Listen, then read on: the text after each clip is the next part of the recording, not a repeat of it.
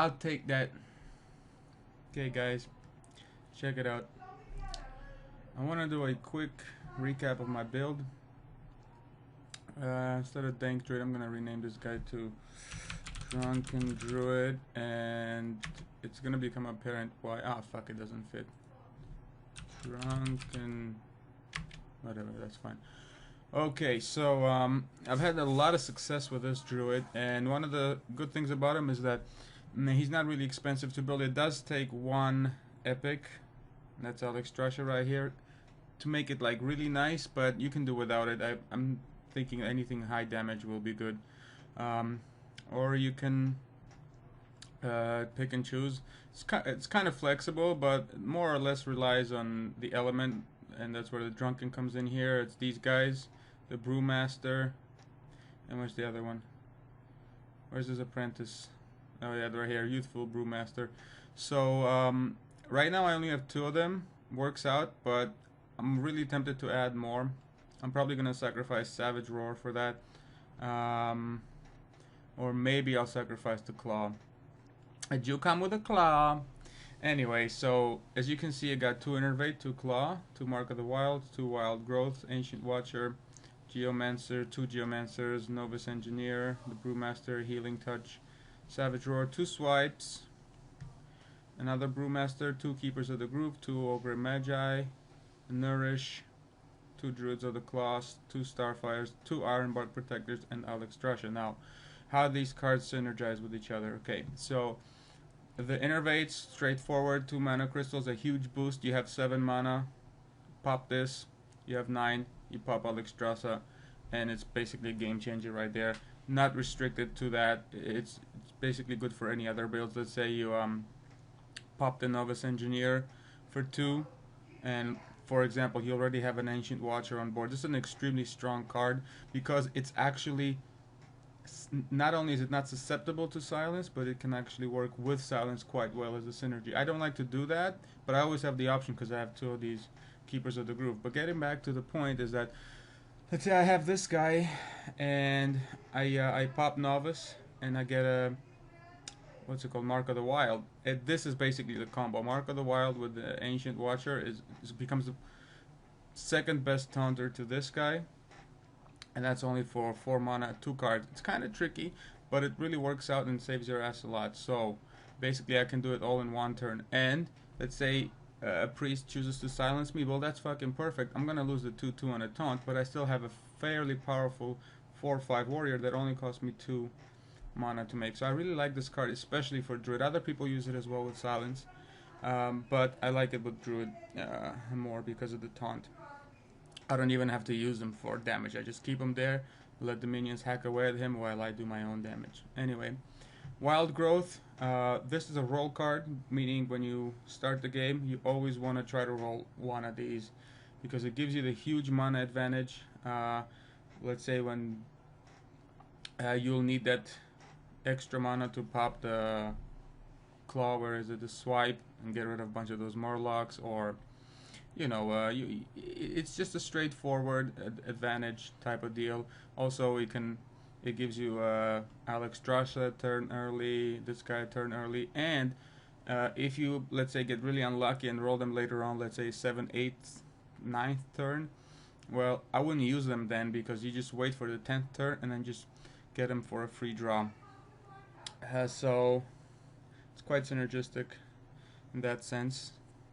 Novice Engineer, everybody uses it for the draw. It's there to polish off some 1 HP minions, or like give you some spell unit specific or class specific what's it called, abilities, like it's good for executes and stuff like that.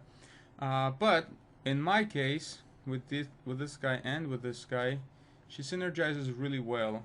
So I can pop her in, then put her back in my deck, and then put her back in, so I get 2 draws essentially, and that's really really good because sometimes you might need the extra draw. You have a lot of, like, you got really unlucky, you rolled 2 of these and like 2 of these and no units, so you do want the draw. Healing Touch, I had 2 of these, but I've gone down to 1. It's really not necessary because you have Alex Trasher if you're getting in trouble early on and you're lucky enough you get this, but let's say it's already 9th, 10th turn and you're gonna play her, you might as well get back to 15 HP and then do or die from there on. Swipe necessary. I can't emphasize how much the AoE is important, but this is a really unique AoE that I really like because let's say Warlock pops a bunch of Murlocs. He already populates the board with like 4 or 5. You can do a shit ton of damage to the Warlock and basically swipe the crap out of the rest of them. And both of these damages get boosted by plus spell damage minions. So this becomes 5-2, 6-3, and that's huge. Like sometimes you might get really unlucky, and the guy can be like aggroing your hero massively. You pop the 2 of the rats, innervate, and then like a 6-3, you can wipe off almost everything off board and then polish it off with a rat if you have to. So Ancient Brewmasters and this guy are very good for 2 types of cards, aside from the obvious like save a card type of thing. So why I use them for the Druid deck, why I think they're the best for the Druid deck, is because they have Keepers of the Groove, Druids of the Claw, and then they have the Ancients, which I don't have yet. But it only works better for that. And basically what I do is I pop a minion, I have the choice. Let's say I can silence it, and then I can put them right back in and get another redraw. So I get those battle cries twice as much, or effectively I have the potential to have the battle cries way more than twice. So I can just keep cycling my units through. Sometimes I do 2 damage, sometimes I silence them, sometimes I like go into, let's say I'll go and charge from. What I don't like is that when you choose a form and you take the card back, it's the form of the card, so you don't get the blanket default state, which is okay. Because like let's say I pop charge, I hit something, let's say I have 1 life left remaining, I put back in, and then I have another charge card for 4/4. That's insanely good. This guy, like Keeper of the Groove, is one of the best cards I think, because the ability to silence and to do 2 damage. Sometimes like they have like a Knife Juggler, you can silence him, but why would you just do 2 damage and kill him? But when there's something like the questing guy, and he already buffed up a lot, well, just silence him and then polish him off with a rat or something. Nourish, super synergistic with this, because like as you can see, I have a lot of high mana cards, and I need to get the mana boost right away. With these 2 cards, let's say if I get unlucky and I manage to get to the 10 mana point, I can use them I can convert them to a draw. But with this one, let's say I pop this later on, well, I don't have to go for the 2 mana crystals that become 2 empty cards. I mean 2 draws. I can get 3 cards out of it. So it's really good early on as an alternative to 2 other wild growths, and it's really good later on. You really got to be careful how I use them. Sometimes I like just to go crazy and I'm like, oh, instant super fast mana. The guy has like 4, I have 8, but then I have like nothing really to use it on. So you have to be careful with it. But if you don't get these and you get this one, it's equally as good. I think it's one of the best cards also out there. Starfire. One of the things I'll describe this build, the word I'll use to describe this build is balance, and you need a balance of minions and you need a balance of spell power, and this is one of those skills that you just have to have. You can't just keep cycling units for units, or like popping units in for abilities, because you'll run out of them and then you have no effective damage, and sometimes you're in a shit spot, there's a taunter, you can't get around the taunter, so you have to use a spell power to polish off the hero. So this one is extra good, because not only does it have 5 damage, which is basically Tazdingo goes instant kill on Tazdingo, instant kill of the gates are open, taunter, it kills most taunters from one time, and you get a draw out of it. So I think it's excessively good, and with this guy and this guy, 2 of them, it can get quite high. You can basically have pyroblast damage on it, but it's really hard to you're unlikely to have that many minions on board. But with 2 rats and well, that Starfire, where is it? That's 10 mana, so if you can pull off 7 damage from it, which is pretty good. Okay, so Ironbark Protector, best taunter in the game. Also quite good with the Brewmasters, because let's say I'm He has like 1 life left. I can either heal him, but if I have these guys, I can just put him back on, and then it's back to 8/8. So that's really good. I have a lot of taunting abilities in here, and it's quite important because the Druid's ability, the natural ability, is to attack the minions just for 1 damage.